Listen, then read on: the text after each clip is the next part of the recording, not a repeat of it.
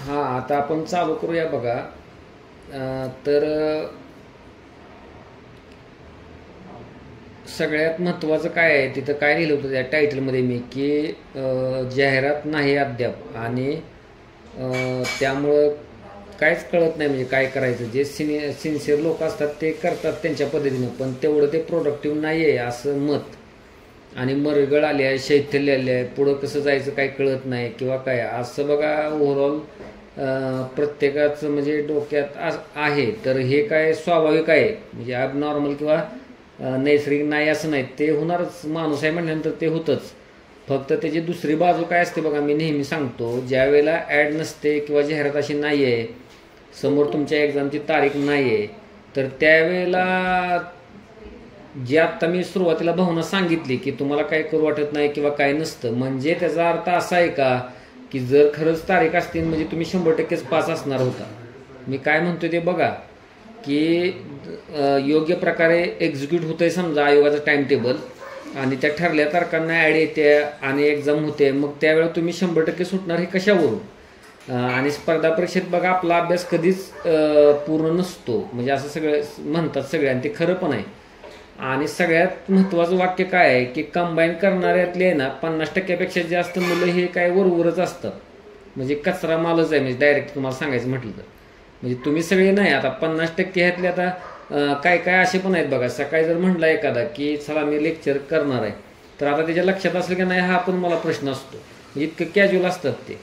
राज्यसेवा करणारे किंवा UPSC करणारे तसं त्यांचं नसतंय. आता हे कसं गांभीर्य नसतं ना तेवढं, म्हणजे असा विषय आहे तो ॲक्च्युली. त्यामुळं तो जो मॉब काय म्हणतो ना जाहिरात नाही, आता तारीख नाही मग अभ्यास करायचा, जाहिरात नाही, हा त्या लोकांनी आणलेलं ते वर आहे भरपूर प्रमाणात, म्हणजे माझं असं मत आहे. आणि जे सिन्सिअर असतात आणि जे करत असतात ना त्याला मुळातच ताण असतो. ते जाहिरात आली तर अजून ताण येतो. ते खरे बघा सिन्सिअर आणि त्यांना असतंय ते. फक्त एक गोष्ट आहे की करून करून करून करून कंटाळा आलाय आणि मग ते तुम्हाला एक ताकद लागत नाही. हे काय चांगला अभ्यास करणारा कॅन्डिडेट आहे त्याला सुद्धा ही भावना येऊ शकते. मग अशांबद्दल मी बोलणार आहे की जे कॅज्युअल आहेत, ज्यांना त्याचं काही गांभीर्य नसतं, त्यांचा काही विषयच नाही. त्यातले काही लोक असतील इथं लेक्चरला सुद्धा थोडा वेळ ऐकणार किंवा काय असं असतात ते लक्षात घ्या. पण मी कुणाबद्दल बोलतोय की ज्या लोकांच्या डोक्यात काहीतरी आहे बाबा, 24च्या दृष्टीनं गांभीर्य आहे किंवा काय, मग अशी भावना आली तर मग काय करायचं किंवा काय. आणि बऱ्यापैकी बघा बोलणं हे आदर्शवादी असण्याची शक्यता दाट आहे. ज्या वेळेला पुढं समोर काही तारीख नाही काय नाही काय, मग आम्ही कसं आदर्शवादी म्हणजे कसं की तुम्ही असं असं करायला पाहिजे. ग्राउंडला ते किती उतरल हे कॅन्डिडेटवर राहील किंवा येणारी परिस्थिती कसं असणार त्यावरती ते राहील, लक्षात घ्या. पण त्या आयडियालाच बोलावं लागतं, हे महत्त्वाचं आहे. तुम्ही ते ग्राउंडवर किती आणताय हा तुमचा प्रश्न आहे. तर त्या अर्थानं बघा. तर आता मी लक्षात घ्या काय करेन की आता आपल्याला भाग त्याचा करावाच लागेल की जाहिरात येईपर्यंतचा कालावधी आणि जाहिरातीनंतरचा कालावधी. म्हणजे असं जाहिरात आल्यानंतर काय प्रश्नच नाही, तुम्ही तुमच्या मार्गाने जाणार. पण जाहिरात येण्यापूर्वीचा जो कालावधी असणार आहे ते काय आराखडे आपण बांधून काय उपयोग नाही आहे.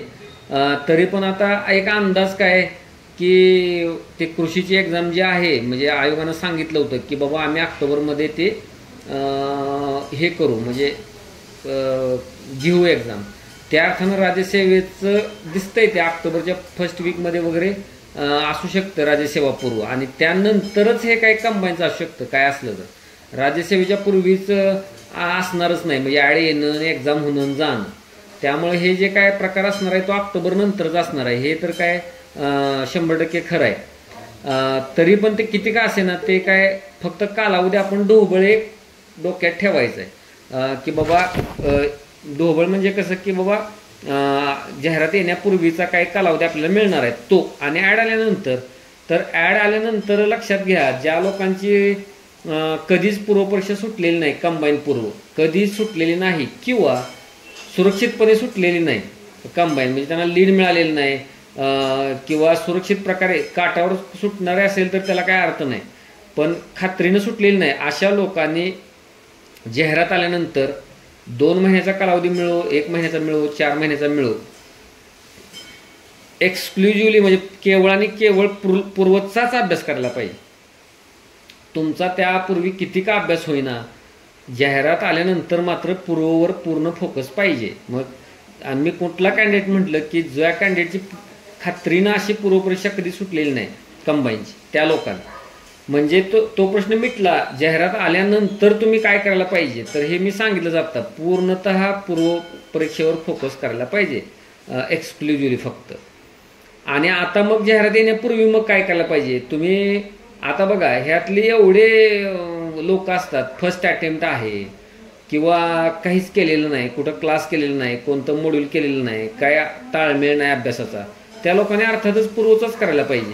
म्हणजे हे सरळच आहे.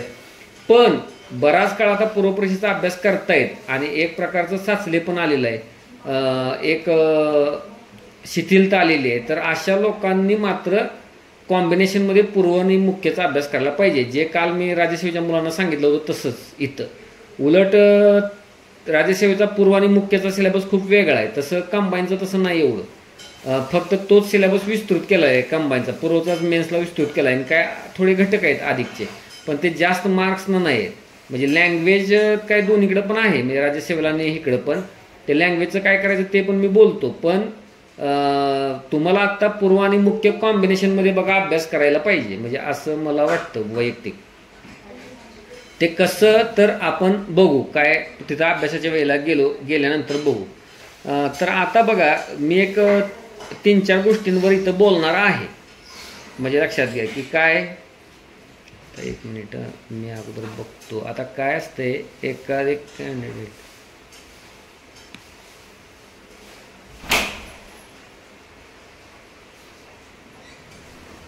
हां ठीक आहे मग. तर मी काय करतो आता एक बघूया, तुम्हाला एक बोलतो ऐका, एक वेगळाच विषय, म्हणजे त्यानं सुरुवात करू आपण. तुमच्यातले आता किती जण ह्या प्रकारच्या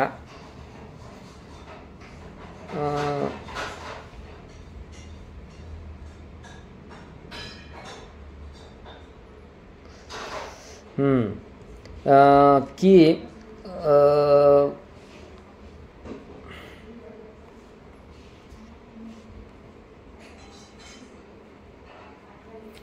मी आता एक प्रतिक्रिया मुलाची वाचतो बरं का, कितपत मला ते वाचणं शक्य होतंय, म्हणजे त्यातलं वैयक्तिक माहिती दडवता. तर ते बघा तुमच्यापैकी कोण किती आहेत किंवा काय असं बघा ते काय प्रकार. हां तर मी कसं आता एक स्पॉन्टेनियस बोलतो त्याच्यावर काय मी विचार केलेला नव्हता किंवा काय नव्हता. आता बघा काय, सर जूनमध्ये एक्झाम आहे म्हणून जानेवारीमध्ये अभ्यास सुरू केला, वाचायचं, PYQ बघायची व पुढचा विषय घ्यायचा, मागचं पुन्हा विसर पडायचा, योग्य रिव्हिजन पद्धती माहीत नव्हती.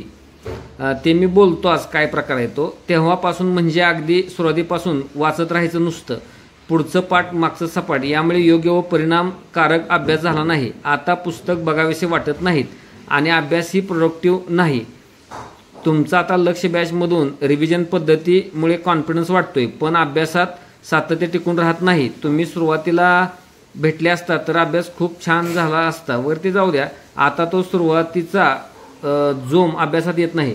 आता ही गोष्ट तुम्हाला मी सांगतो टेलिग्रामवर अनेकदा मांडलेली आहे. म्हणजे काय ह्याचं सार काय ह्या पॅराग्राफचं, की आता कळतंय पण वळत नाही, आणि पूर्वी कळतच नव्हतं, त्यामुळे वळत होतं पण त्याचा काय उपयोग नव्हता. म्हणजे प्रॉपर अभ्यास मेथड वगैरे काय ते माहीत नव्हतं, पण त्यावेळेस जोश होता एकदम करण्याचा, समजा 2 वर्षापूर्वी 1 वर्षापूर्वी.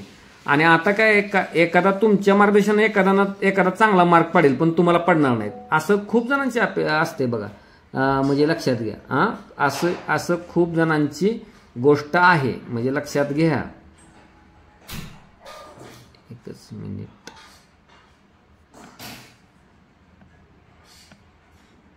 अशी खूप जणांच्या बाबतीत गोष्ट आहे.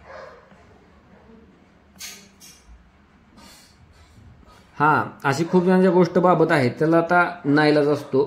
पूर्वी बऱ्याच चुका केलेल्या असतात किंवा काय, त्यात वेळ आपण टाकला तर भरपूर वेळ बोलू शकतो. की माझ्याकडे सुद्धा ऑफलाईनला जे काही मुलं येतात, समजा 20-22 मुलं आहेत, त्यातली आहे ना 8-10 मुलं ही कुठंतरी इंटिग्रेटेड बॅच केलेली असतात ब्रँडेड ठिकाणी, तरी पण काय ताळमेळ कसलाच काही नाही, सगळं उलट्या दिशेनं चालू असतो प्रकार. म्हणजे त्यावेळेला मूळ जी एनर्जी असते त्यांची सुरुवातीला बघा, तुम्हाला उत्साह असतो, पोस्ट मला मिळणार, पॉझिटिव्ह व्हेव्ज असतात किंवा काय, त्या गायबच होतात नंतर. पण नंतर कळतं तुम्हाला नोट्स कशा काढायच्या, रिव्हिजन कशी करायची, इव्हॅल्युएशन कसं करायचं. पण आता काय होतं, ते तेवढं बसणं होत नाही 8-8, 10-10 तास, किंवा मग गृहीत धरणं होतं, गृहीत धरणं स्वतःला आणि परीक्षेला सुद्धा. मग काय करू होतंय करू असं मग ते मग इंटेन्सिटी जाते. तर ही अशी कंडिशनच झालेली आहे बघा अभ्यासात येत नाही. आता बघा घरच्यांमुळे अभ्यासात डिस्ट्रॅक्शन येतो. आता हे काय ब्लेमिंग नाही बघा, ह्या कॅन्डिडेटला मी ओळखतो आणि लक्षात घ्या, आता बऱ्यापैकी लक्ष्मण असल्यावर इतकं जवळून नाही, पण ठीक आहे की प्रॉब्लेम येतो. आता काय पहिले 1-2 वर्ष घरच्यांनी तुम्हाला मदत केलेली असते, मग थोडंच आहे की असं आता 10 वर्ष करा मदत. त्यामुळे ती सुद्धा माणसं आहेत, त्यामुळे तिकडनं डिस्ट्रॅक्शन सुरू होतात, लक्षात घ्या. असं आहे ते. किती दिवसापासून अभ्यास करतोस, कधी होणार, यामुळे त्यांच्या कामालाही नकार देता येत नाही. बरोबर, म्हणजे किती दिवस, आणि घरचेच नाही काय, गल्लीतले बाजूचे किंवा काय, तर एक असतंय 2 वर्ष झाली, 3 वर्ष झाली, 5 वर्ष झाली, हा अजून अभ्यासच करतोय, हा अभ्यास करतोय. काही वर्षानंतर मुलं सांगायचं सोडून देतात, मी अभ्यास करतो पुण्याला वगैरे जाऊन किंवा काय असं, प्रायव्हेट जॉबमध्येच आहे, कमी पगारावर किंवा असं पण सांगतात. तर मुळात अगोदर हे सांगायचंच नसतं, आपण पण ते कळून जातं लोकांना. तर बघा मी ह्या गोष्टी पुढं सांगतो, ह्याच्यावर उपाय सांगतो ऍक्च्युली. बघू आधी काय लिहिलेलं आहे ते. तर ठीक आहे. त्यामुळे त्यांच्या नकार देता येत नाही, त्यामुळे कधी अभ्यासात व्यत्यय येतो. घरीच असल्यामुळे घरच्या समस्या हे सारखे सारखे डोक्यात विनाकारण विचार चालत असतात अभ्यास करताना, त्यामुळे अभ्यासात मन लागत नाही. अभ्यास तर खूप करावासा वाटतो, टेन्शन फ्री, पण काही विचार येतात बिनकामाचे, जे की आपण त्याला काही करू शकत नाही. तर एक्सलंटच आहे बघा हे लिहिलेलं आहे. म्हणजे असं नंतर काय असं वाटतं कुठेतरी जाऊन पार्ट टाइम जॉब करून एकटं राहून अभ्यास करावा. अभ्यासासाठी योग्य पद्धती माहीत नसल्यामुळे टाइम खूप गेला, त्यामुळे अभ्यास बोर झाल्यासारखा वाटतो. आता तुमच्या मार्गदर्शनाखाली खूप अभ्यास करावासा वाटतो, कुठेतरी एकटं राहून घरापासून दूर एखादे वर्ष अभ्यास की अभ्यास. मी माझी भावना प्रामाणिक मांडली, आपल्याला काय वाटते ते कळवावे, आपला आज्ञाधारक. असं ते लिहिलेलं आहे. 4-5 दिवसापूर्वीच लिहिलेलं होतं, पण मला काही कारणामुळे ते बोलता आलं नव्हतं, तर आता समक्षच बोलतोय. तर आता बघा, तर हे जर तुम्ही ह्या भावनेतनं जात नसाल तर जाल 5-6 महिन्यानंतर जाल. त्याला काय घरातच राहिला असल्यानंतर समस्या असतात असं नाही. जरी पुण्यात राहत असला, जिल्ह्याच्या ठिकाणी राहत असला, तरी फोन मार्गातनं काय, आणि तुम्ही किती जरी टाळायचा प्रयत्न केला तर ते आवाजून पुढे येतच. आणि घरात राहणाऱ्यांचं तर बत्तर अवस्था. पण त्या कॅन्डिडेटला मी असं सांगेन, घरात राहण्याचे काय फायदे असतात आणि पुण्यात राहण्याचे काय तोटे असतात. वाईट हाल होतो पुण्यामध्ये. तर असं पण असतंय. त्यामुळे तुम्हाला काहीतरी फायदे मिळतात, कुछ पाणी केले कुछ खोना पडताय, असं असतं बघा. पण तुम्हाला सांगू का, एक वेळ तुम्हाला कमी जेवायला मिळालं, एक वेळ सकस नाही मिळालं, ते भले मेथचं असू दे, पण डोक्यात डिस्ट्रॅक्शन नको. आता बघा ज्या वेळेला हे स्पर्धा परीक्षा शिक्षक असतात ना आमच्यासारखे, तर तुम्हाला सांगतो गंमत, मग सगळ्यांना वाटतं मग अरे हे का होत नाहीत अधिकारी, एवढे आपल्याला सांगत असतात, काय सांगत असतात. तुम्हाला सगळ्यातला एकच सामायिक दुवा सांगतो आमच्यातलं. आमच्या डोक्यात एवढं बरबटेल असतं, इतकं चालू असतं भानगडी, तुम्हाला ते वरून स्थिर वाटतं फक्त, म्हणजे असं बुजगावण्या टाईप. पण तर काय ना, एकदम भरपूर गोष्टी असतात डोक्यात. हे असं चालवायचं, ते तसं चालवायचं, ते लक्ष, अंमलबजावणी, ते ऑफलाईन, ते भाडं, मग घरी, मग असं. तर त्यामुळं असं बरबटलेलं असतं, ते ब्लँक नसतंच. तोच प्रॉब्लेम असतो, त्याला कळायला अजिबात अवघड नसतं. तुमच्यापेक्षा आम्ही वेगानं विषयावर कव्हर करू शकतो. राज्यसेवा पूर्व परीक्षेला तर आमच्यासारख्याला 15-20 दिवस सुद्धा स्थिर डोकं असलं ना, तो घुमवू शकतो, इथपर्यंत आहे ते. पण तेवढं पण राहत नाही, हीच गोष्ट असते. ते राहतच नाही तसं, ते बरंच भानगडे असतात. ते उघड केल्या तर तुमच्या लक्षात येईल ते, म्हणजे बऱ्याच गोष्टी. तर आणि ते जर तुम्ही विद्यार्थी दशेत असताना जर व्हायला लागलं तर तुम्हाला यशच मिळणार नाही. खूपच धक्कादायक सांगतो ही गोष्ट, पण तुम्हाला यश मिळणार नाही. आता ह्या कॅन्डिडेटबद्दल मी तुम्हाला सांगतो, त्याने जरी ठरवलं जरी ना, मी ह्याच्यापासून अलिप्त राहणार, मी ब्लँक राहणार किंवा काय, तो तसा ब्लँक राहू शकत नाही. सुप्त मनात परत त्याच भानगडी चालू होतात. मग आता त्याचं एक चांगली गोष्ट आहे की काय की बाबा ते घरातले प्रॉब्लेम आहेत, घरातल्या विवंचन आहेत. एखाद्याच्या त्या भलत्याच विवंचन असतात त्यानंच ओढवलेल्या. इथं कोण मित्रमैत्रीणच कर, पुण्यात जिल्ह्याच्या ठिकाणी काहीतरी काय हेच कर, मग मी झाल्यावर मग असं करेन, मी झाल्यावर तसं, स्वप्न रंगवणे. त्याचं तर संपल्यातच विषय जमाय, मी डायरेक्टच सांगून टाकतो, त्याला जमणार नाही. ते ब्लँक म्हणजे ते होऊ शकत नाहीत, त्यांनी वेगळं स्वरूप स्वप्न रंगवलेलं असतात.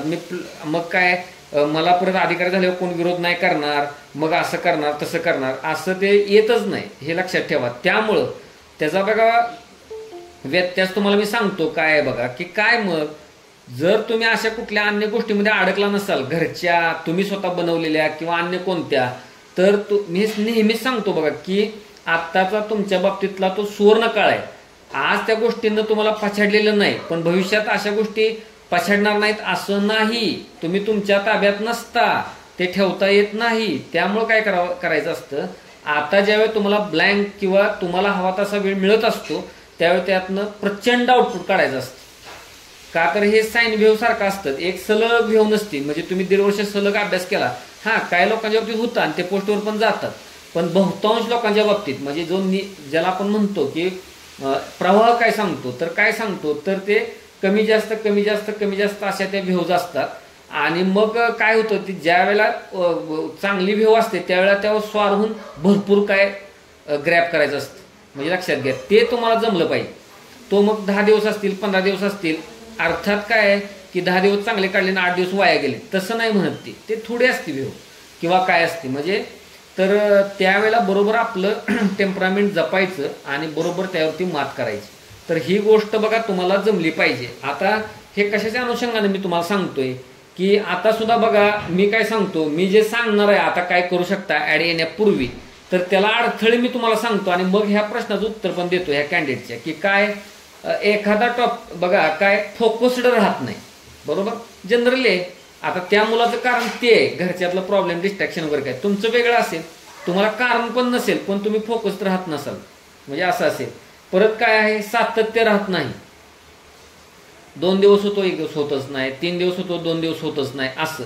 परत आरामशीरपणा, म्हणजे आता लेक्चर ऐकलं झाला पेटला कॅन्डिडेट, मग आता 4 दिवस केलं परत आहेत एरे माझ्या मागले असं झालं तसं. परत कंटाळा मरगळ, म्हणजे विशिष्ट असं कारण सापडत नाही पण असं मरगळ स्लगिश किंवा कंटाळा आल्यासारखं किंवा असं झालेलं असतं ते म्हणा. परत नंतर एक काय होऊ शकतं काय त्यांच्या बाबतीत इम्बॅलन्स्ड असू शकतं सगळं, म्हणजे पॉलिटी हिस्ट्री एकदम तगडं केलेलं आहे आणि तिकडं बोंब आहे सायन्सच्या बाबतीत किंवा इकॉनॉमीच्या बाबतीत किंवा काय असं असू शकतं इम्बॅलन्स, म्हणजे त्यामध्ये एक संधपणा नाही, म्हणजे बॅलन्स्ड अप्रोच नाही असं पण होऊ शकतं. म्हणजे अशी काही कारण नाहीत ही मग, म्हणजे आपलं म्हणजे अशा पद्धतीचे प्रॉब्लेम्स तुम्हाला येऊ शकतात किंवा येत असावेत, किंवा मी जे आता करायला परत नंतर सांगणार आहे त्यामध्ये ह्या गोष्टी येऊ शकतात. मग आता त्याच्यावरती काय आहे बघा अप्रोच, की आता तो जो कॅन्डिडेटचं जे मत आहे ना त्यानं एक त्याच्या बुद्धीनं मेंदून आहे ना ते आता आखूनच घेतलेलं आहे की आपल्यावर घरच्यांचा लोड म्हणजे कशाचा, ते टोमणे मारणार किंवा काहीतरी बोलतील किंवा काम सांगतील आणि तुम्हाला डिस्ट्रॅक्शन्स येणार, तर त्यानं त्याच्या डोक्यात तो विचार हवी झालेला आहे. आता मी खरं सांगतो, त्या मेसेजला मी उत्तर 2-3 दिवसात 4 दिवसात न देण्याचं एक कारण पण काय आता ते सांगतो, की 4 दिवसानं त्याचा विचार बदललाय का, असा विचार विद्यार्थ्याचा विचार बदलतो, काय ऐकून काय बघून काय करून, आणि ऑटोमॅटिक पण त्याचा विषय सॉल्व्ह झालेला असतो. पण त्यानं मला आज पुन्हा तो आठवण करून दिली, बोलणार होतो, त्याचा अर्थ ते हवी झालेला आहे विचार, लक्षात घ्या नक्कीच हवी झालेला आहे. तर ॲक्च्युली ते भूत आहे ना डोक्यातून उतरवायला पाहिजे. तुम्हाला माहित आहे आपली काय दुःख असतात बघा, त्याचं ते दुःख आहे, तुम्ही जर त्यापेक्षा मोठं दुःख बघितलं तर तुमचं दुःख तुम्हाला छोटं वाटू शकतं. म्हणजे आता म्हणतात बघा, जर तुम्हाला दुःख नसेल तर मग हॉस्पिटलमधनं एक फेरफटका मारा, कशा प्रकारच्या व्याधी असतात आणि ते बघितल्यानंतर. तसं आहे ते, त्या मानानं तुलनेनं ती तुरळक गोष्ट आहे मी मानीन.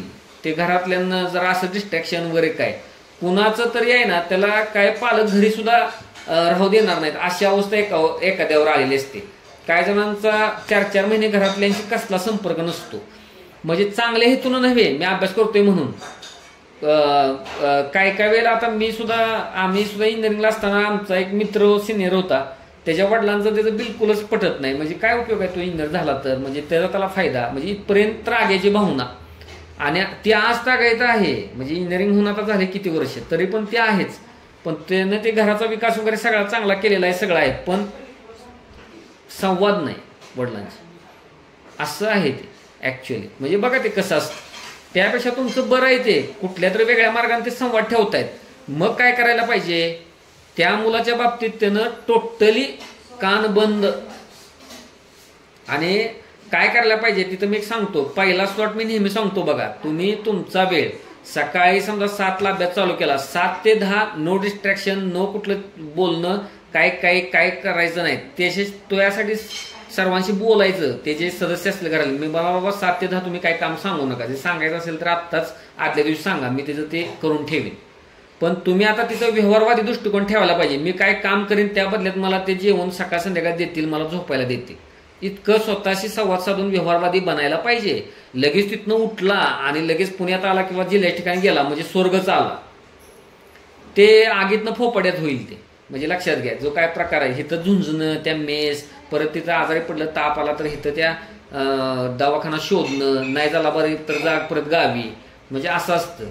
ते आता एक उदाहरण बघताय तुम्ही, त्या संभाजीनगर मधला विद्यार्थी करणारा, त्याचं निधन झालं म्हणून, तर तुमचा नंबर लागायला वेळ लागणार नाही, म्हणजे लक्षात घ्या. दुर्लक्ष केलं किंवा काय, त्या म्हणजे सोपं नसतंय ते, कधी कोणत्यावर प्रसंग कोणता येईल. त्यापेक्षा मग घर सुरक्षित, आणि घरी राहून सुद्धा काही लोकांनी जमवलेल्या आहेत गोष्टी, असं नाही, लक्षात घ्या. पण काय करायला पाहिजे, मग दुर्लक्ष करायला शिकलं पाहिजे, किंवा अगोदरच आपली ती कामं वगैरे त्यांना सांगून, आणि त्यांनी तुमच्याशी विचित्र भावना करू दे, किती वर्ष करतोय काय करतोय, तुम्ही मन साफ ठेवा, तुम्ही सकारात्मक असा, आपलं मन, आणि तुम्ही त्यांचं मन जपा ना. म्हणजे कसं जपा, किंवा समजून घ्या, अरे 2-3 वर्ष करतोय तर त्यांना वाटणार तसं, ह्यानं छोटा मोठा जॉब करावा किंवा काय. आणि तो जो कॅन्डिडेट म्हणतोय ना, मी जाऊन प्रायव्हेट जॉब करीन काहीतरी पार्ट टाइम, आणि मग त्यातनं करीन, मला सुद्धा कितीतरी मेसेज येतात, मला तुमच्याजवळ काम द्या, असंच करा तसं. अहो इथं फुल टाइम करून होईना, आणि पार्ट टाइम करून काय होईल, फुल टाइम करून त्याचा 45 स्कोर येत नाही प्रिलिमला. आणि कोण जर तुम्हाला सांगत असेल की मी पार्ट टाइम जॉब करून पोस्ट काढल्या, तर निव्वळ खोटा बोलतो असं सांगा. आम्ही इकडं 15 वर्ष झाला आहे या क्षेत्रात, अजिबातच यश मिळत नाही पार्ट टाइम जॉब करून, फुल टाइम करून मिळत नाही. आणि पार्ट टाइमचं काय, त्यामुळं तर विशेष कट आहे तो.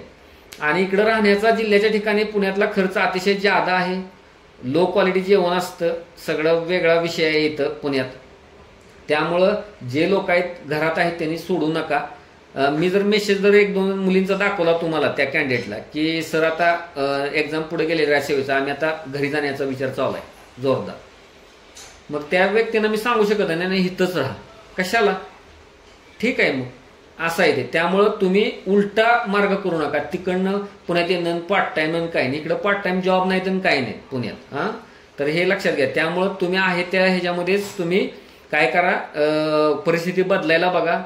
त्यांनी तुमच्याशी नकार ठेवला असू द्या, तुम्ही तुमचा होकार ठेवा, त्या होकाराला खूप लेट येशील पण येईल, आलं तर असतात परिस्थिती, आपण आपल्याजवळची नाही ठरवू शकत, ऍक्सेप्ट करायचं. आणि तुम्हाला संयमी जादा बनायला पाहिजे, ज्याला गिळणे म्हणतात ती गोष्ट तुम्हाला जमायला पाहिजे, तर ते आणि जमायलाच पाहिजे. आणि ही जी प्रक्रिया आहे परीक्षेची, ती तुम्हाला नम बनवणारीच असते. तुम्ही तुमचा किती हेका करताय, बस खाली, मग मान खाली घाल, ही प्रोसेस करायला होती तुम्हाला, तुमचा मूळ स्वभाव बदलायला होते, आणि तो बदलावा लागतो. माझा शाना मीच म्हणतोय तसंच पाहिजे, तर मग त्याला काहीच मिळणार नाही, हे तुम्ही लक्षात घ्या. त्यामुळं तुम्ही थोडंसं स्वीकारा, ते लोक आहेत कमी शिकलेले आहेत, त्यांना ग्रॅव्हिटी कळणार नाही एक्झामची, तर लक्षात घ्या. तर त्यावेळेला त्यांना सांगा मी 1-1.5 वर्ष अजून करीन, आणि परत नंतर जरी प्रायव्हेटमध्ये गेलो तर कसं तिथं अवघड होईल कुटुंबाचं, माझं पण होईल आणि कुटुंबाचं पण होईल.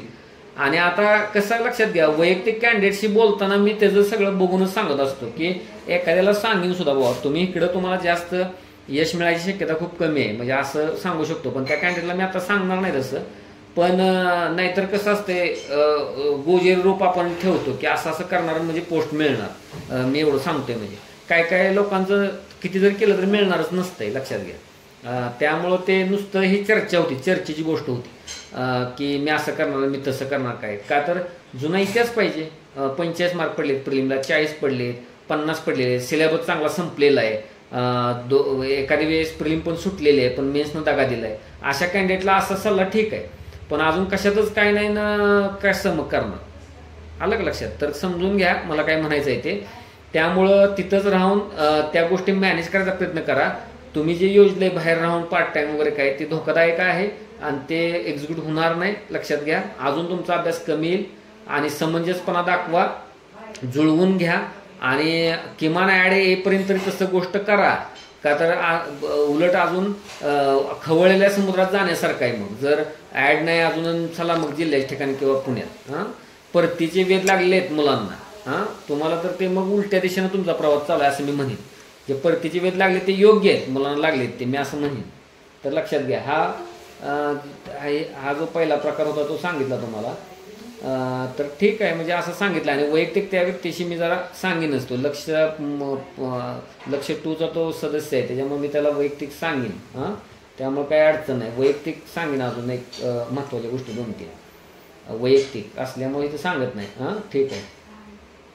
तर आता बघा, पुन्हा एकदा मी रिपीट करेन की तुम्हाला मी आता जे सांगणार असा असा अभ्यास करा, तसा तसा करा किंवा काय करा. तर त्यामध्ये काय गोष्ट आहे बघा की तुमचं आत्ता सध्या समस्या काय आहे, जाहिरात नसल्यामुळे फोकस्ड राहत नाही, सातत्य राहत नाही, आरंभ पुन्हा होतो नंतर होत नाही, कंटाळा मरगळ येते, बॅलन्स्ड अप्रोच नाही आहे, इम्बॅलन्स असतो, कुठले काय घटक चांगले कुठले वाईट.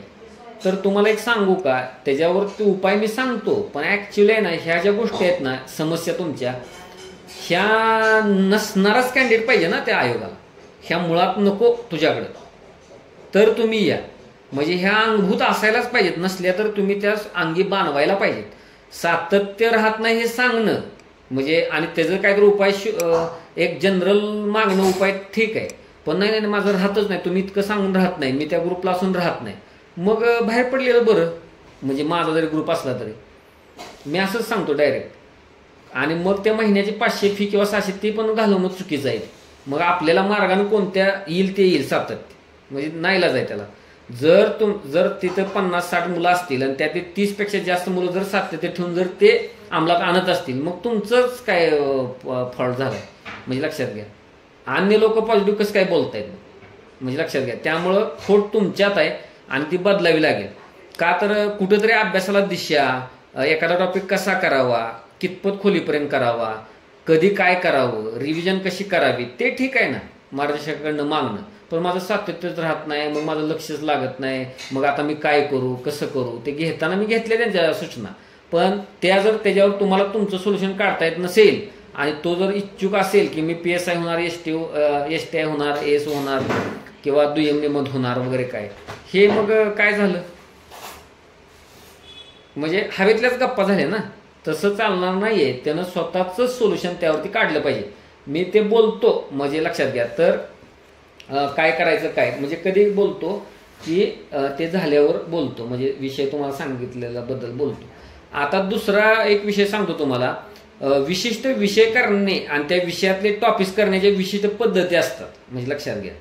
आणि ती जर पद्धती तुम्ही फॉलो नाही केली तर तुम्हाला म्हणावं असं आउटपुट येत नाही, आणि आउटपुट नाही आलं तर मग तुम्हाला त्यात नैराश्य येतं आणि पुढं जाऊ वाटत नाही, मग असं असतं. म्हणजे लक्षात घ्या. हे त्यातल्या खऱ्या अडचणी असतात. म्हणजे लक्षात घ्या काय जो प्रकार आहे तो.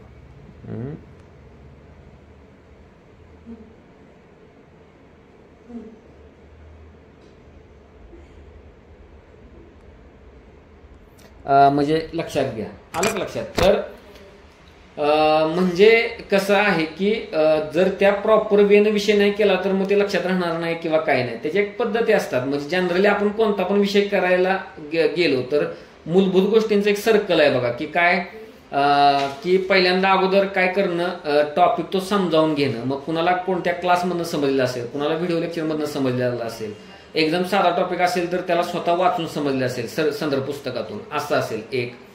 नंतर मग तुम्हाला त्यात PYQ चेक करायला पाहिजे. तुम्ही जे मटेरियल वापरतात त्यात PYQ कुठे येतात, ते रिलेट कसे करता येईल ते शोधले पाहिजे त्या मटेरियलमध्ये. त्या PYQना खुणा करायला पाहिजे.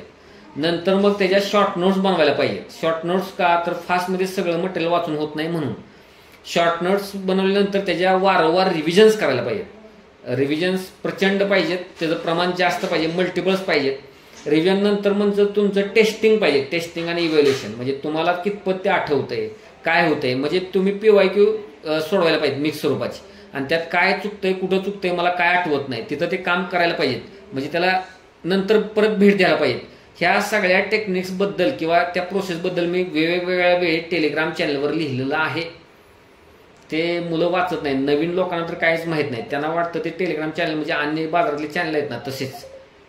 आणि कित्येक तर उत्तर त्या टेलिग्राम चॅनलवर लिहिलेत अगोदर PDF मधनं लेखातनं किंवा काय. आणि तरी पण मला ते इकडंच मेसेज देतात, सर हेचं काय मी करू त्याचं काय मी करू. म्हणजे मला सुद्धा परत ते PDF शोधायला कंटाळा वाटतो. मग जाऊ दे म्हटलं, मग त्यापुरतं मग त्रुटक उत्तर मी देतो. पण त्याला अख्खाच्या अख्खा लेख तिथं असतो 2-3 पानांचा. तर ते असं आहे. तर ते टेलिग्राम हा अन्यांच्यापेक्षा वेगळा आहे. इथं जर नवीन जे काय 5-10 लोक असतील त्यांना माझं सांगणं आहे, लक्षात घ्या की तुम्ही काय करा, त्याला हे करा, ते बघत चला. ते खूप महत्वाचं असतं. त्याच्यातून तुम्ही जात असता त्यावेळेला, म्हणजे लक्षात घ्या. तर ते तुम्हाला लगेच मत्तीला येतं ते लिखाण. आणि मग इम्प्रूव्हमेंट म्हणजे त्रुटी शोधून त्यात इम्प्रूव्हमेंट, ही एक बेसिक पद्धत आहे बघा अभ्यासाची. ह्यातल्या 1 किंवा 2 राहू द्याच, पण एक जरी तुम्ही पद्धत टाळली म्हणजे स्टेप, म्हणजे रिव्हिजन मल्टिपल करत नाही, शॉर्ट नोट काढत नाही, तर सगळं ढासळणार असं असतं. आणि तुम्ही काय करता, सोल्युशन दुसरीकडे शोधता, असतं तिथंच. योग्य प्रोसेस न पाळल्यामुळे ही अडचणी येतात, म्हणजे लक्षात घ्या. आणि ह्या प्रोसेस अशा कुठं तर भिंतीवर चिकटून कुठं लिहून तसं नसतंय. ते त्या अंगात भिनायला पाहिजे. म्हणजे ती गोष्ट केल्याशिवाय आपण पुढंच जाता कामा नये, ही मी आता सांगितलेल्या गोष्टी केल्याशिवाय. आणि ते अंगवळणी सवय पडल्यानंतर मग हळूहळू लक्षात राहायला चालू होतं. आणि ज्याला म्हणतो ना फील फॅक्टर तयार होतो. आणि मग एक घटक होतोय तर दुसरा होतोय, दुसरा होतोय तर तिसरा होतोय, तिसरा होतोय तर चौथा होतोय, चौथा होतोय तर विषय होतोय. असं करत करत संपतं. अदरवाईज तुमच्या केसमध्ये जर तुम्ही नाराज असाल तर काय घडतं की पहिलाच कच्चा होतो, मग कच्चा, मग त्याला फील म्हणण्यापेक्षा फील बॅड होतं. ते मग तो पडतो निगेटिव्हिटी. मग बसा एकाच जागी साचले, पण गळात हत्ती रुतून बसतो तसं. म्हणजे अशा गोष्टी असतात बघा, म्हणजे लक्षात घ्या. हे खूप महत्वाचं आहे. आणि तुम्ही कुठं वेगळंच शोधत असता काहीतरी, हे माझी फॉल्ट होतोय, तो माझा फॉल्ट होतोय, आणि पूर्ण ते प्रोसेस फॉलो नाही करत. आणि फॉलो करत असताना सुरुवातीला वेळ लागेल ना, मग संयम नसतो, गुडघ्याला बाशिंग, झटपट पाहिजे. झटपट थोडंच ते आहे. इथं पोस्ट आहे ते. मग कोणी तर मला आज पाठवलंय 24 मध्येच तुम्हाला यश मिळण्यासाठी मग काय असायला पाहिजे. म्हणजे तसं असतं तर मी सगळ्याच मुलांना सांगितलं असतं. ते तसं काही नसतंय ते, म्हणजे लक्षात घ्या. तसं काही नसतंय ते. असं जादू किंवा काय असं नाही. ते प्रोसेस आहे, ती फॉलोच करायला पाहिजे. आणि जो माणूस जास्त काळ दीर्घकाळ ती प्रोसेस फॉलो करत त्यावर मार्गातून चालत राहील, तो बघा यश नक्की मिळवेल. म्हणजे असं आहे बघा त्यातला फंडा. त्यामुळं मूलभूत गोष्टी आणि ह्या सुद्धा वेळोवेळी टेलिग्रामवर दिलेत, तुम्ही तपासून पहा, त्यात तुम्हाला त्या मिळतील. मी इथं फक्त टायटल त्यातली सांगितली तुम्हाला, असं असं करायला पाहिजे, म्हणजे लक्षात घ्या. तुम्हाला मी ते सांगितलं. आता मग हिथं लावताना ते करायचं कसं नेमकं, तर लक्षात घ्या. मी आता इथं तुम्हाला प्रेझेंट करत नाही तुमचा सिलेबस, मला करता येईल इथं शेअर करता येईल स्क्रीनवर, पण नाही करत. तर आता लक्ष बदल्या मुलांना ते आता जवळपास सारखं बघून बघून झालं असेल त्यांचं. ते म्हणजे सिलेबस हा पाठ व्हायला पाहिजे. पाठ हे सगळे सांगतात, पण त्यातला कशी मांडणी आहे, मेनची कशी मांडणी आहे, प्रीची कशी मांडणी आहे. आता मी एक बघा तुम्हाला सांगतो इथं, त्याच्यावर व्हिडिओ पण एक बनवणं अपेक्षित होतं, पण ते काही शक्य नाही वेळेमुळं. तर मी लक्षमधल्या मुलांना एक सांगितलं होतं की राज्यसेवा मेन्स GS4चा जो सिलेबस आहे इकॉनॉमिक्सचा, आणि कंबाईनचा प्री आणि मेनचा जो इकॉनॉमिक्सचा सिलेबस आहे, ते त्यांच्यासमोर दाखवलं होतं. आणि काय साम्य आणि फरक आहेत त्यांना सांगायला लावले होते. मी काय म्हणतोय समजलं का? राज्यसेवा मुख्य GS4 आणि कंबाईनचा प्री आणि मेनचा इकॉनॉमिक्सचा सिलेबस. तर तुम्हाला सांगू की जे टायटल्स आहेत ना, टायटल्स तुमचे कंबाईन मेनच्या सिलेबसचे, ते टायटल्स राज्यसेवा मेनच्या सिलेबसचे थेट आहेत तसे, आणि क्रम सुद्धा बदललेला नाही. त्यामुळे राज्यसेवा मेनचा सिलेबस आहे कंबाईनचा, जो इकॉनॉमिक्स आहे तो. म्हणजे जर उदाहरणार्थ मी ते तुम्हाला सांगतो.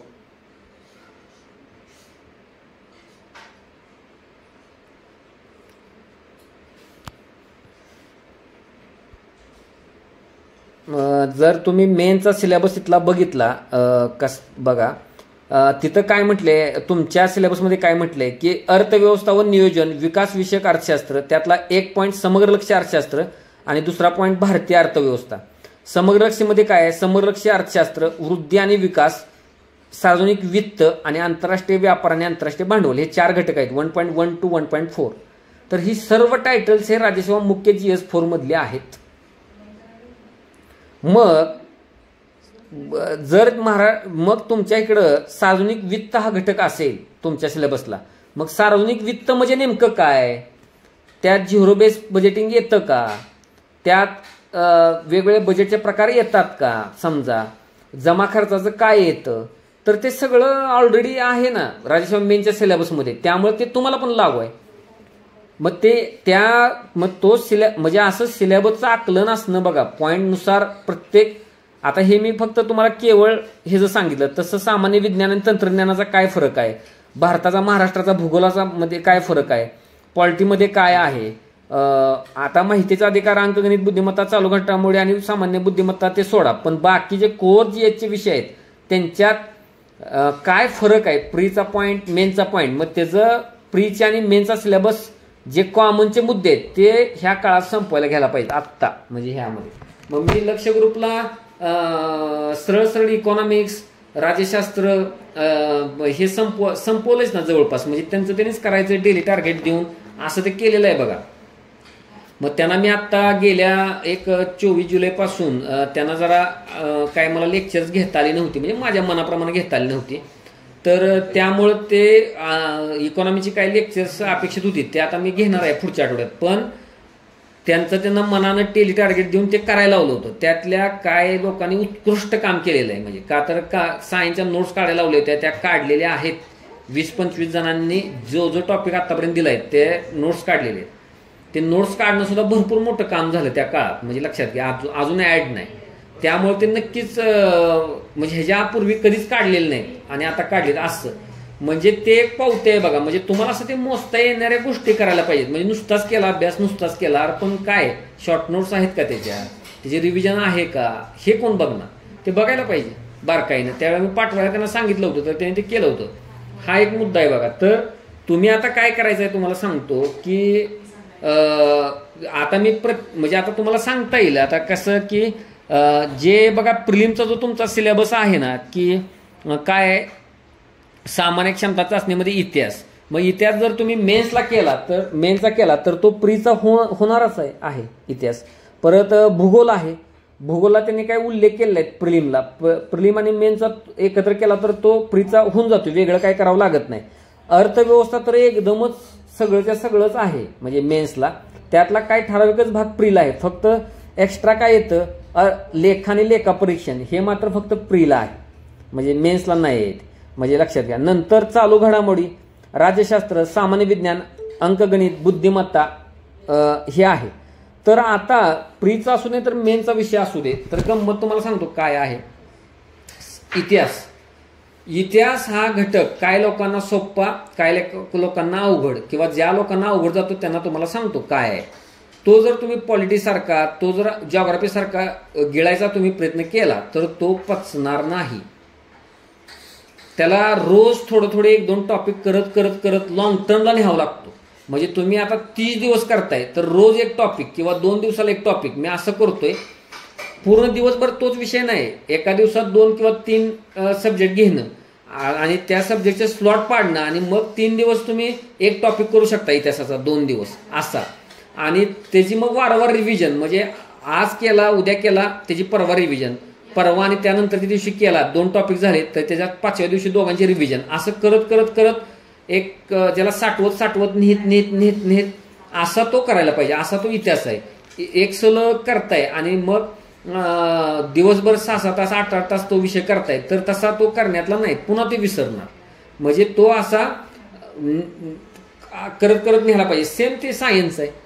पण इतिहासला काय असतं, इतिहासला व्हिडिओ बघण्याची काही गरज नाही, ते वाचून वगैरे तुम्हाला समजणार आणि तुमची तेवढी पात्रता पाहिजे, क्षमता पाहिजे. पण सायन्स बाबतीत मी मुलांना सांगितलं होतं बाजारातले व्हिडिओ वापरा आणि त्याच्या नोट्स बनवा. बाजारातले व्हिडिओ वापरून स्टेट बोर्ड वापरा, NCERT वापरा आणि त्याप्रमाणे ते करा असं मी त्यांना सांगितलं होतं. ते तसं केलं होतं. बाजारात व्हिडिओ सर्व उपलब्ध आहेत, त्याला विशेष बॅच लावायची काही गरज नाही. पण काय करायला पाहिजे, आज एक व्हिडिओ बघितला आणि आज आणि उद्या एक टॉपिक संपवला, उद्या परवा एक व्हिडिओ बघितला आणि परवाने त्यानंतरच्या 2 दिवसात म्हणजे एकूण 3 दिवसात एखादा मोठा टॉपिक असेल तो संपवला. वनस्पती वर्गीकरण, प्राणी वर्गीकरण किंवा रक्ताभिसरण संस्था किंवा मग ध्वनी, प्रकाश, विद्युतधारा किंवा काय. मग तुम्हाला काय असं वाटेल माहिती आहे का, पहिले 2 टॉपिक करत असताना मग आता हे बोलत राहिलो तर बघा 5-5 तास 8-8 तास माझं बोलणं होईल. ते करू नाही वाटणार किंवा काय नाही, पण लगेच टार्गेट पाहिजे ना पुढचं, किंवा दुसरा कॅन्डिडेट करतोय असं काहीतरी करा, किंवा तुम्ही स्वतःशी एकदम ठाम असा. नाहीतर बघा ते काय तुम्हाला ताळमेळ काय सुद्धा लागणार नाही, काही सुद्धा लागणार नाही ताळमेळ, आणि हातात ती गोष्ट राहणार नाही. ही गोष्ट लक्षात घ्या. हे करावं लागेल, स्वतः कठीण कडू होऊन ते करावं लागेल. आणि मग बघा काय होतं की जर इतिहास, विज्ञान असे 2-2, 3-3 टॉपिक आठवड्यात 2-2 टॉपिक संपले तर दुसऱ्या आठवड्याला मग एनर्जी येते, तिसऱ्या आठवड्याला मग एनर्जी येते, आणि मग ते संपत पुढे जातं. घरी करणारे, वैयक्तिक सेल्फ स्टडी करणारे किंवा आता क्लासेस करून तुम्ही आता स्वतः करताय त्यांना याच्याशिवाय उत्तम पर्याय नाही. मी बरंच प्रयोग करून मुलांच्यावर बघितले, म्हणजे लक्षात घ्या. तर असं आता तुम्हाला हिस्ट्री, सायन्स जरा बोललो. आता अर्थव्यवस्थेचं काय आहे माहिती आहे का, तिथं काय घटक अवघड आहेत, आणि प्रश्नांचे जे नेचर आहे ना प्रिलिमचं पण तुमच्या कंबाईनचं राज्यसेवेपेक्षा अवघड आहे. तर हे घटक मात्र तुम्ही परत काय व्हिडिओ बघून समजून घ्यायला पाहिजेत. काय घटक, काही घटक, सर्व नाही. आणि एकदम बोजड सोर्स वापरण्यापेक्षा कोळंबेसारखा एक सिंपल सोर्स वापरणं मी सुचवीन. ते देसलेवर बोजड किंवा काय बोजडच्या नादी मग कन्सेप्टच मी क्लिअर करणार आहे, मग मी असंच करणार आहे ते म्हणायला असतं. ते कन्सेप्ट काय लागत नाही, जिथं जिथं गरज आहे तिथं द्या. आणि दुसरी एक गोष्ट बघा काय असतं की बाजारातली जी पुस्तकं आहेत कोळंबे देसले किंवा काय, आणि पेपरची जी भाषा आहे तुमच्या पेपरची आयोगाची ती भिन्न आहे. ते तुम्हाला जुळवता यायला पाहिजे. म्हणून का प्रश्न जे इकॉनॉमीचे असतात त्यांच्या खुणा तुम्ही मटेरियलमध्ये करायला पाहिजेत, आणि मी काय नेमकं उचलायला पाहिजे हे तुम्ही ठरवायला पाहिजे. म्हणजे लक्षात घ्या, हे खूप अत्यंत गरजेचं आहे इकॉनॉमिक्स करत असताना. आणि इकॉनॉमिक्सचा मेनचा सिलेबस, आणि बघा 11वी-12वीची जे तुमची बालभारतीची पुस्तकं आहेत नीट करायला पाहिजेत. सगळी टायटल्स आहेत तुमच्या सिलेबसला, नीट करायला पाहिजेत. तुम्ही कोळंबे करा, देसले करा, आणखीन कोणतं करा, पण 11वी-12वी करायलाच पाहिजे. इव्हन त्यातला दारिद्र्य, लोकसंख्या हे पण घटक सोडता कामा नयेत. सिंपल पैसा, बँकिंग, सार्वजनिक वित्त हे किंवा पंचवार्षिक योजना सोडता कामा नयेत. ते अतिशय लुसिड आणि एकदम चांगल्या फॉर्मॅटमध्ये ते दिलेले आहेत चॅप्टर्स. म्हणजे लक्षात घ्या, मी ते बघितलेलं आहे, त्यामुळे तुम्हाला मी सांगतोय. ते सहज ते इकॉनॉमीचा समोर विषय आला म्हणून.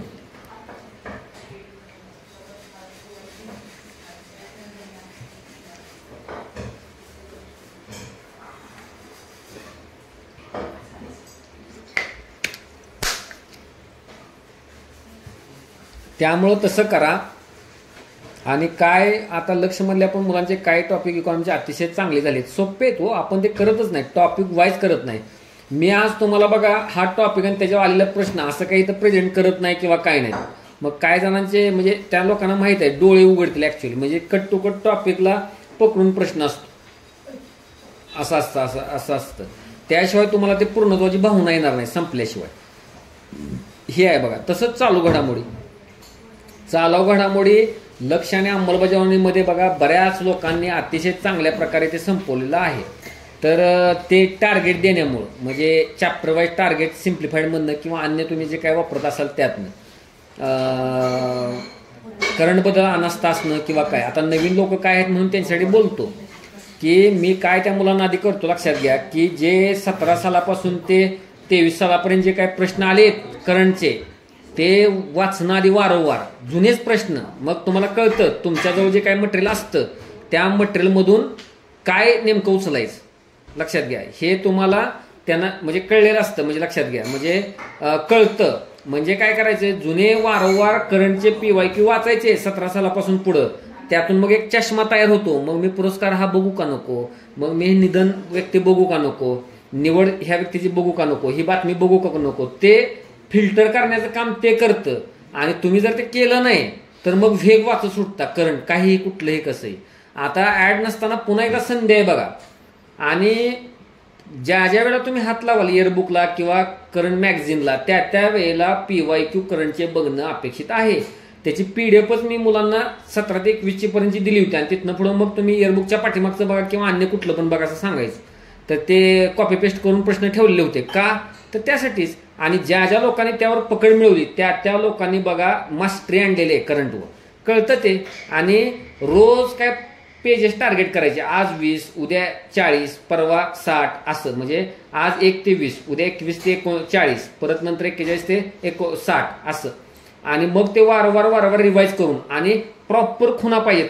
थोडक्यात त्या खुणा कशा, आयोग काय विचारते तेवढ्याच, तर मग त्याच्यावर पकड येते. करंट पण ही डेली करण्याची गोष्ट आहे, पण करंटच्या नावाखाली जीएसला दाबू नका. 1 तासापेक्षा किंवा आता 1.5 तासापेक्षा जास्त करंट करू नका. तो ट्रॅप आहे करंटचा. टेलिग्रामवर बऱ्याचदा मी लिहिलेला आहे बघा. त्या ट्रॅपमध्ये अडकू नका. काय लोकांना करंट केल्याशिवाय अभ्यास केल्यासारखाच वाटत नाही. ती चुकीची भावना, ते इल्युजन आहे, भ्रम आहे तो. तर करू नका ते, त्याच्यात पाठी जास्त. पण जे सांगितलं ते तशाच पद्धतीनं करा. तुम्हाला करंटचं आता बोललो.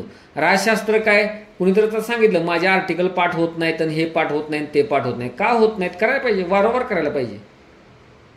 डायरेक्ट कॉन्स्टिट्यूशन सांगणारे काय मुलं असतात, डायरेक्ट लक्ष्मणचं बुक सांगणारे, राज्यसेवा मेन्स देणारे मुलं असतात. उगी स्कोर येत नाही 112, 115, 150 पैकी. कट टू कट माहीत असतं ते. तुम्ही करत नाही मग येणार नाही ते.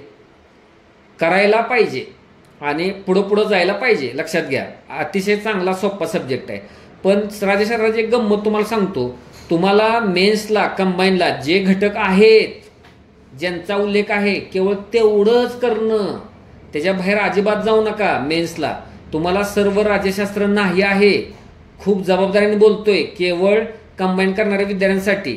उलट त्या तुलनेनं तुम्हाला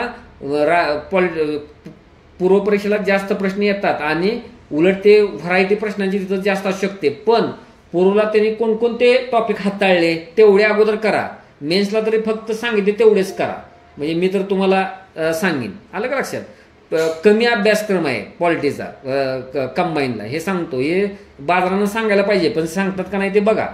मेन्सचा सिलेबस जर तुम्ही बघितला तर मी तर सांगेन 40% असेल टोटल कोर पॉलिटीचा. तो जास्त नाही आहे.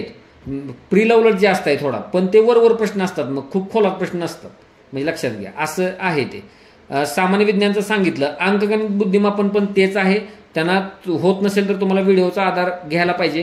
काय लोकांना कळत असतं बरं का, आपल्याला ते येत नाही, करत नाही, तरी सुद्धा आहे ना टाळाटाळ जातात करायला. नाही, जर एकूण 50 टॉपिक असले किंवा 40 टॉपिक असले गणित बुद्धिमापनचे, तर त्यातले किमान 50% म्हणजे 20 ते 25 टॉपिक हे तुम्ही तयार करायलाच पाहिजेत.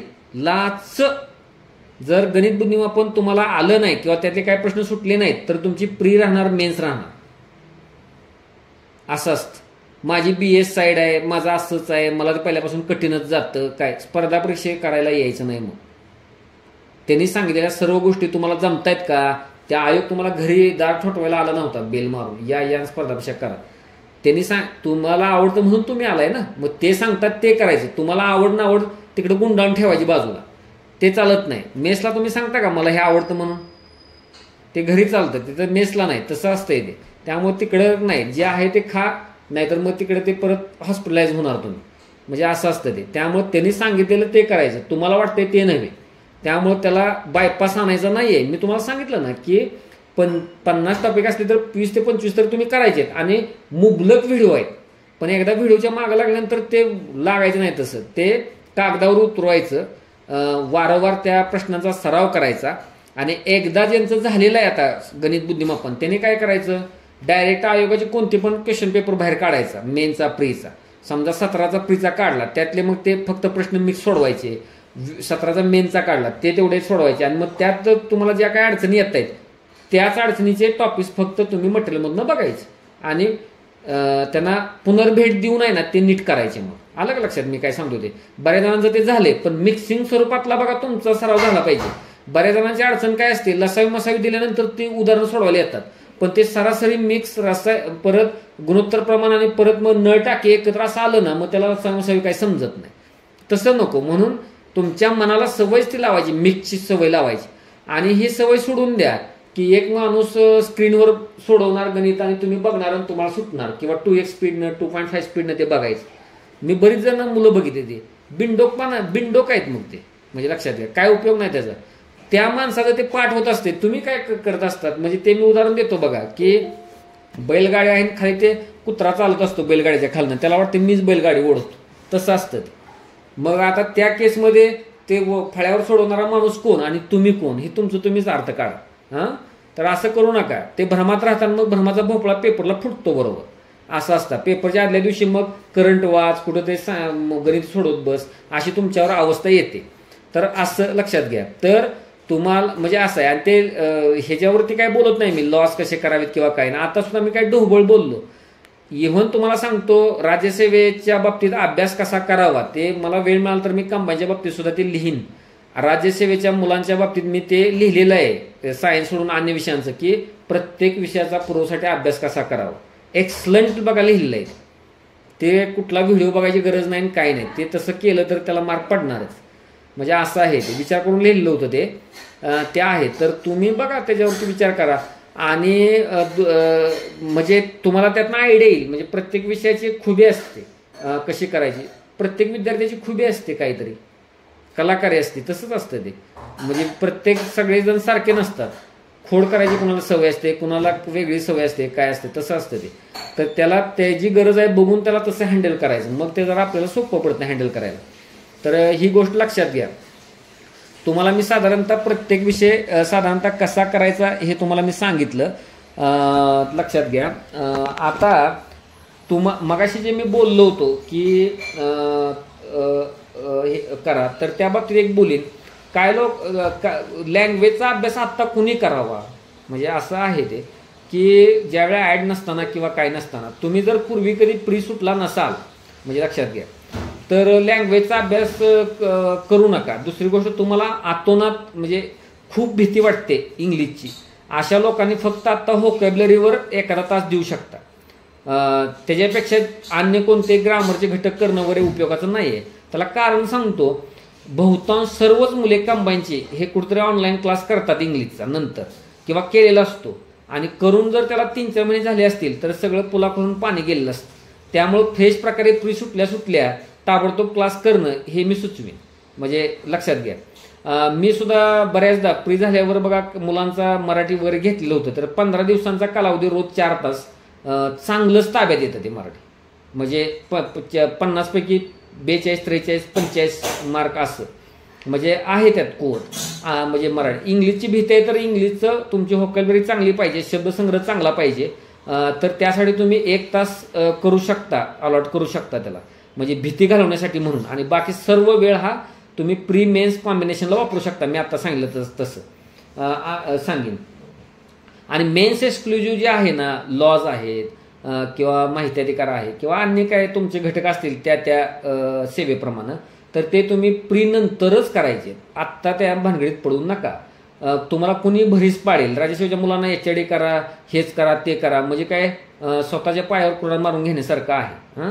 प्री मेनचं कॉम्बिनेशन भरपूर करण्यासारखं आहे, भरपूर आहे ते मटेरियल, आणि ते तुम्ही करू शकता. झालं मुद्दा.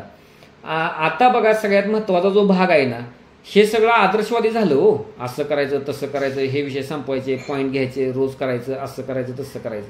मग तुम्हाला अडचणी सांगितल्या होत्या मगाशी, त्याच्यावरचे उपाय संभाव्य काय असू शकतात तर ते बघा. पहिलं मी तुम्हाला सांगेन, स्वतःला बांधून घ्या.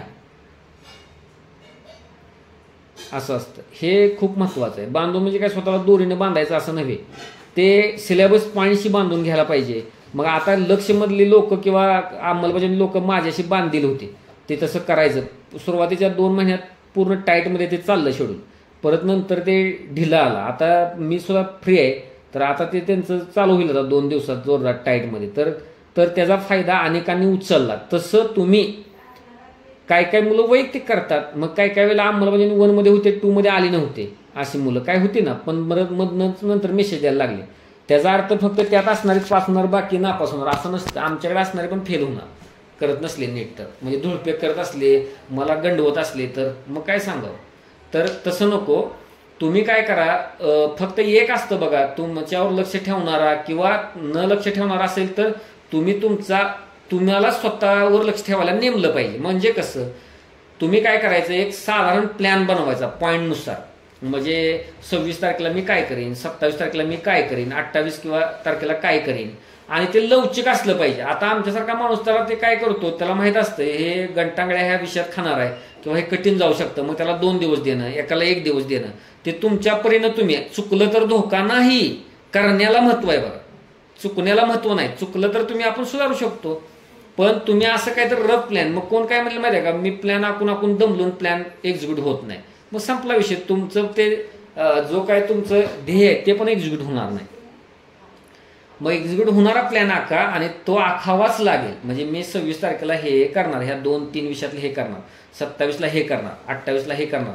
लक्ष बॅचला बघा ते ग्रुपला 80 दिवसांचा प्लॅन आम्ही नंतर तो बारगळला, म्हणजे कितीतरी दिवस झाल्यावर.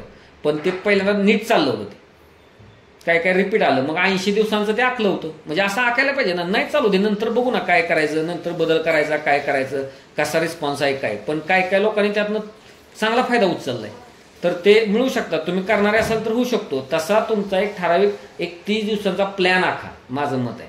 प्री मेनचे टॉपिक आणि ते अलॉट करा 26 तारखेपुढं, 27 तारखेपुढं, आणि त्यात लवचिकता ठेवा. 3-4 दिवसात एक ब्लँक दिवस ठेवा आणि असा आखून तो पाळाच, कंपल्सरी पाळा.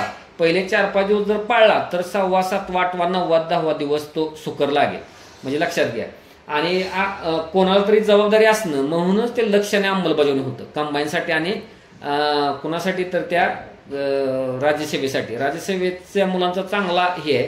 कंबाईनचं जरा आहे म्हणजे ते मुलं असतात करतात, पण ते अंमलबजावणीतले ज्यावेळेला रिझल्ट कधी येईल किंवा काय त्याच्यावर जरा मी बोलीन भाष्य. त्याचे मागे एकदा प्रतिक्रिया पण टाकलेल्या बघा त्यांच्या. पण आता सुद्धा त्यातले काय आहेत, पण आता कालपासून मरगळले 2-3 दिवस. म्हणजे असं ते आलं की तर तिथं माझ्यासारख्याचं काम आहे त्यांना परत मार्गावर लावून. म्हणजे लक्षात घ्या, तुलनेनं इतर मुलांच्या तुलनेनं त्या ग्रुपला असणारी मुलं नक्कीच थोडी सावध राहतील. म्हणजे ती दक्षता असते बघा. म्हणून तर मी तसं केलं होतं. तर तुम्हाला काय करू शकता, मी तुम्हाला आयडिया दिलेली आहे. तुम्ही एक रफ प्लॅन आखा, त्याला तारखांच्या पुढे टॉपिक अलॉट करा, त्यात लवचिकता ठेवा, 3-3 दिवसानंतर गॅप ठेवा आणि तसं पुढं चाला. म्हणजे लक्षात घ्या. आता इथं कसं मी ते डेली टार्गेट देत असतो, तर लक्षात घ्या असा तो प्रकार आहे. अंमलबजावणी लक्ष पण नवीन स्वरूपात ते मी आता आलं 1-2 दिवसात येईल. ते अंमलबजावणीचं आज टाकलेलं आहे ते लक्ष. आता बघू कसं करायचं, नवीन आखायचं आहे जरा प्लॅन. म्हणजे आखलेला आहे तो प्लॅन, पण आता बघू कसं काय करायचं. का तर ते नव्यानं करावं लागेल, अंदाज बांधावा लागतो त्या आयोगाचा एक्झामचा. रिपीट किती वेळा देणार आणि ते किती झाले मुलांचं कसं कळणार, ते त्याला एक सिस्टीम आखायला पाहिजे. तर लक्षात घ्या जो काय प्रकार आहे तो. तर असं आहे, बघूया आपण. परत प्लॅन लवचिक असेल आणि व्यवहार्य पाहिजे, अव्यवहार्य नको.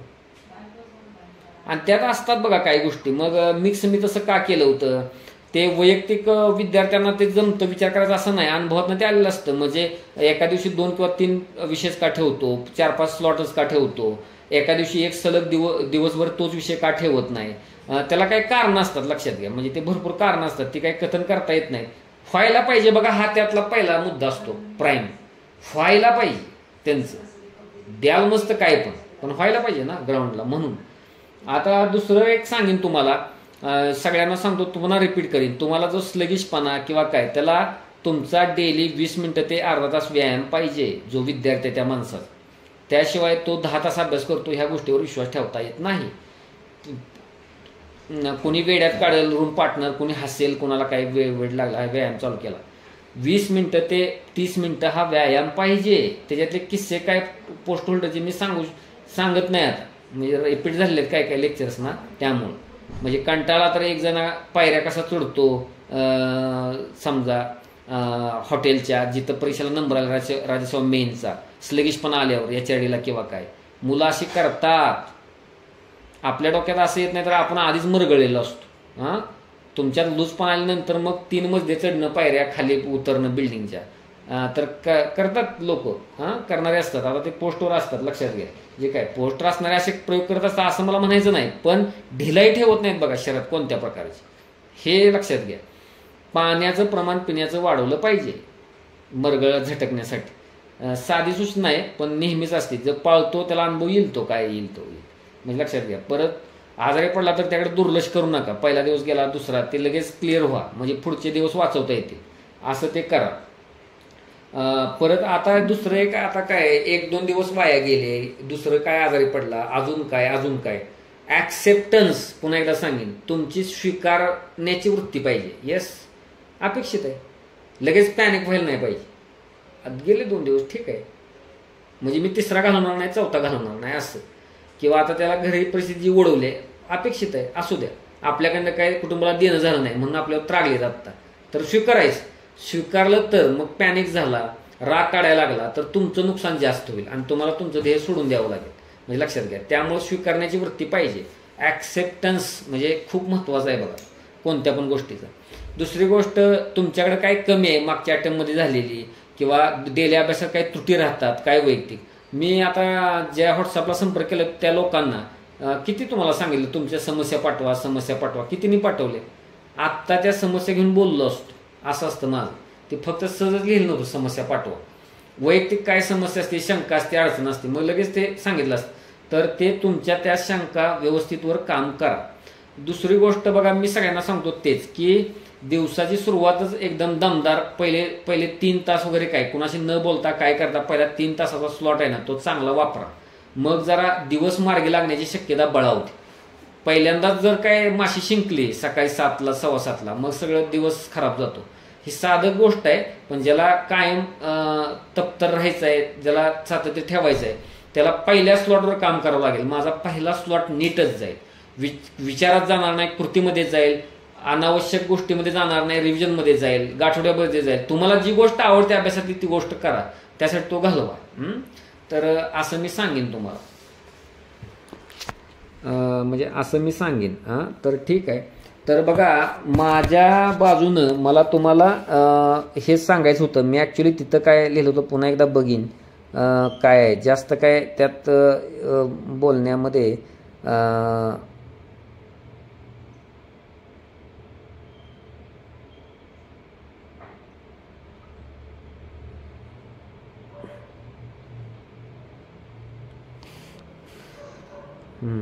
बरोबर.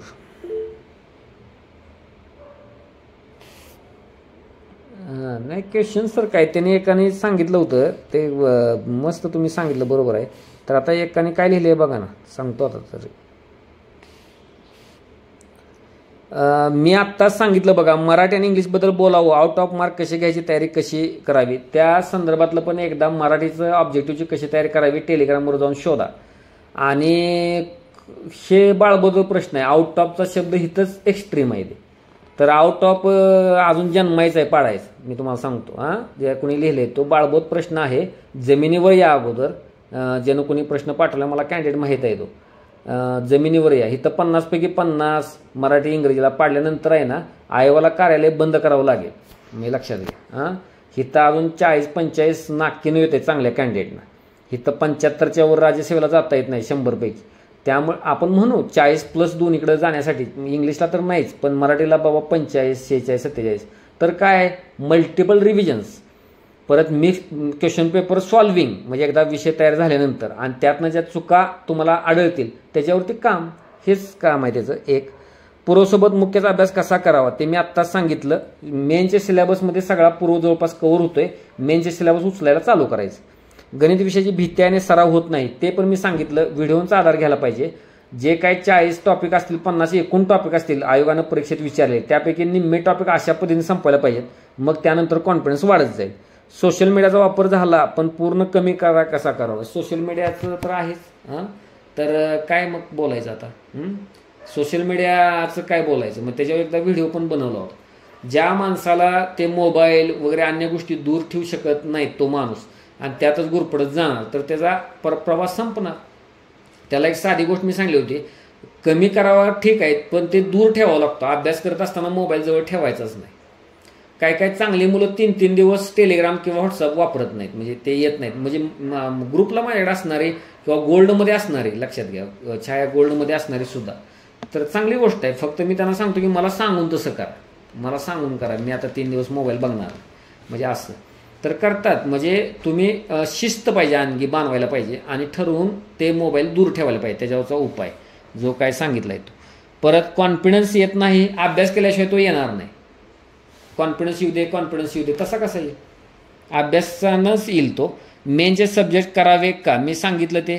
फायनल पोस्ट मिळेपर्यंत सूत्र काय हे सूत्र सांगितलं. अभ्यासाच्या मेथड पाळणं, म्हणजे प्रोसेस पाळणं, वारंवार टेस्टिंग आणि इव्हॅल्युएशन करणं, त्यावर काम करणं आणि दीर्घकाळ त्या मार्गावरून चालत राहणं, म्हणजे तिथंपर्यंत पोस्टला जातं.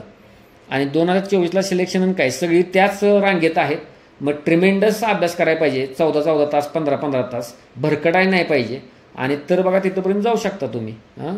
तर असं लक्षात घ्या. जो काय सर रिजनिंग मॅथ्स जमत नाही आणि एक्झाममध्ये वेळ कमी पडतो, तर काय आहे ते मी सांगितलं. तुम्ही काय करायला पाहिजे, रिजनिंग मॅथ्सला जे आहेत काय टॉपिक आयोग जे काही विचारतं त्या टॉपिकची लिस्ट बनवायला पाहिजे.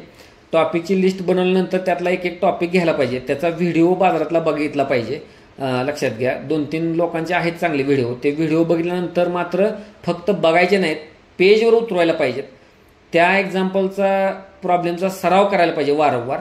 आणि असे काही 20 ते 25 टॉपिक झाल्यानंतर एकदम 15 प्रश्न मिक्स स्वरूपातले घेऊन सोडवायला पाहिजे. आणि त्यातले जे काही चुकलेत तेवढंच फक्त ते टॉपिकला जाऊन बघायला पाहिजे आणि तो टॉपिक पुन्हा केला पाहिजे. आणि मल्टिपल टाइम्स केल्यानंतरच त्यात ईज येईल. सांगतो बघा नेहमी, सरावाने सिद्धी, त्याला दुसरा पर्याय नाही. मग सरावाला काय म्हणजे तुम्हाला माहित नाही मग काय प्रकारचा सराव असतो, मग त्याच्यावर वेगळं बोलता येईल. म्हणजे लक्षात घ्या, ते हवा तितका सराव करता येतो. जेवढं म्हणजे जोपर्यंत तुम्हाला फिनिशिंग तुमच्या कामात येत नाही तोपर्यंत तुम्ही सराव चालू ठेवायला पाहिजे. जोपर्यंत तुमचं समाधान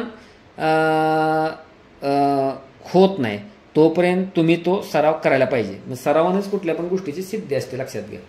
म्हणजे डेली अभ्यासाचं सूत्र पाळणं, अभ्यासाच्या ज्या टेक्निक्स आहेत म्हणजे लक्षात घ्या, किंवा ते सूत्र आहे किंवा जी प्रोसेस आहे मी जी सांगितली होती असं त्या शॉर्ट नोटपासून रिव्हिजनपर्यंत, किंवा ती पाळणं. प्रत्येक विषयाचं एक विशिष्ट शैली आहे, ती करण्याची खुबी आहे, त्याला तसा तो न्याय द्यायला पाहिजे. मल्टिपल रिव्हिजन्स करायला पाहिजे, टेस्टिंग करायला पाहिजे आणि मग चुका शोधून त्यावर बघा काम करायला पाहिजे. जर आत्ता तुम्हाला तारीख पुढे नसताना तुम्हाला पुढे जायचं आहे, कसं जायचं ते मी सांगितलं, पण जाण्यातले अडथळे पण सांगितले आणि सोल्युशन त्यावर काय तुम्ही बांधील असलं पाहिजे स्वतःशी, मेन्सला जे टॉपिक आहेत त्यांच्याशी. आणि तुम्ही ते चेन ब्रेक करायला पाहिजे. कशाची कृतीने जे करत नाही, विचार जे करताय, विचारांची चेन ब्रेक करून कृतीवर उतरायला पाहिजे आणि स्वतःला बांधील ठेवलं पाहिजे. म्हणजे लक्षात घ्या. आणि मी तर ते लक्षाने अंमलबजावणी हे डोक्यात ठेवूनच ते केलं होतं. अभ्यासात सगळेच करतात, पण त्याला बांधील ठेवलं पाहिजे, जबाबदार ठेवलं पाहिजे, त्याशिवाय ते करणार नाहीत. मग त्यातल्या 50% 40% मुलांना त्याचा फायदा होतो. बाकीचे काय मग ते मायड असू नये तर कुठं पण असू देत, ते मग दुर्लक्ष करणारच. जे सिन्सिअर आहेत त्यांनी बरोबर त्यातनं फायदा उचलला आणि त्याचं मला समाधान आहे अतिशय. मग त्या 60 पैकी 10 जण जरी लागली मार्गाला आणि ती पोस्ट म्हणजे त्या प्री काढू शकली तरी पण मोठं यश आहे. म्हणजे मी असं मानणारा माणूस आहे. त्यामुळं त्या पद्धतीने चला. आता मी जे काय बोललो बघा, तुम्हाला टेलिग्राम चॅनेलवर खूपदा ते बघायला मिळेल. म्हणजे त्यातले भाषा वगैरे काय तसं मुद्दाम लिहिलेलं असतं, त्यावेळेला प्रसंग उडवलेला असतो किंवा मुलांना काय समस्या असतात, तुम्ही ते मागं सर्च करत गेला किंवा काय ते मिळून जाईल. म्हणजे असं जे काय बोलतोय ते मी आत्ता तर हे लक्षात घ्या. तर ठीक आहे. तर मला वाटतंय ज्या गोष्टीसाठी आपण हे अरेंज केलं होतं ती गोष्ट मी तुम्हाला सांगितलेली आहे. फक्त जर हे सगळं ऐकून पण तुम्हाला काय शंका असल्या तर तुम्ही मला व्हॉट्सअपला जिकडे मेसेज केला होता, टेलिग्रामला केला होता, तिथं द्या, सविस्तर द्या. मला काही त्याची अडचण नाही आहे सर, हे फक्त मला काही कळलं नाही किंवा ह्याच्यावर अजून जरा सांगा, तर त्याला ज्यापर्यंत उत्तर पोचवलं जाईल. तर ठीक आहे. तुम्ही आला, नवीन लोक आला, जुनी पण आला, काय असतील त्या सगळ्यांना धन्यवाद. ऐकून घ्यायचं तुम्ही दाखवलं जरा. काही जास्त लोक लेफ्ट झाली नाहीत, लक्षात घ्या. तर म्हणजे सिन्सिअर दिसत आहेत काहीतरी आणि करत राहा. लक्षात घ्या. बाकी 15,000 जागा, मग ते काय मग असं करा मग तसं करा, काय मूर्खांच्या नादी लागू नका. मुलं जे करतायत आंदोलन अतिशय त्यांनी ताकद दाखवून दिली, चांगलंच आहे, काहीच प्रश्न नाही. पण आयोगानं नाही काय टाकलं ते मी आमचं काम नाही, ते शासनाचं काम आहे वगैरे काय. आणि मी त्याला लिहिताना पण टेलिग्रामवर लिहिलं होतं किंवा आता इथं तोंडी पण सांगेन की तुमचं जीवन खूप महत्त्वाचं आहे. असं मूर्ख लोकांसाठी पावसात वगैरे ठरवून भिजायचं नाही. ते गेंड्याच्या कातडीची लोक आहेत आणि आपल्यासारखे जे सभ्य आहेत किंवा अभ्यास आपण करतो, आपल्याला माहिती आहे हा कसा, तो कसा, ते कसं आहे. हे रंगबदलू सरडे असतात राजकारणी लोक, त्यांना त्यांच्यापासून सुरक्षित अंतरावर राहायचं. लक्षात घ्या. जिथंपर्यंत शक्य तिथंपर्यंत आंदोलन ठीक आहे, पण शेवटी आंदोलन करणाऱ्याला 10 मार्क जास्त किंवा न करण्याला 10 वजा कमी, शेवटी अभ्यास करणाऱ्यालाच पोस्ट मिळणार, हे कायम लक्षात ठेवायचं. अर्थात जागा वाढ होण्यासाठी त्यांचा ते उपयोगालाच पडणार. जिथं आपल्या बरीनं तुम्हाला जवळ असला तिथं बळ द्यायचं नाही असं नाही, पण आपले अंग राखून, म्हणजे लक्षात घ्या, हे कधी सूत्र सोडायचं नाही बघा. आपलं स्वतःला जपलं तरच ठीक आहे ना, अदरवाईज काय उपयोग नाही त्याचा नुसतं फिरून तिकडं. पण डेली आपला दिवस ब्लँक गेला किंवा काय गेला अशी आपल्या वेळ येऊन देऊ नका. समस्या येणार, त्या स्वीकारायच्या, त्याच्यावर उपाय शोधायचे आणि आपल्या मार्गावर चालत राहायचं. म्हणजे हेच बघा सूत्र आहे आणि करत राहायचं. ही गोष्ट आहे बघा, मी तुम्हाला सांगेन. आणि ह्याच नोटवर आपण थांबू आणि परत काय आलं तर ते तुम्हाला टेलिग्रामवरच तुम्हाला त्याची माहिती मिळेल. हां, ठीक आहे.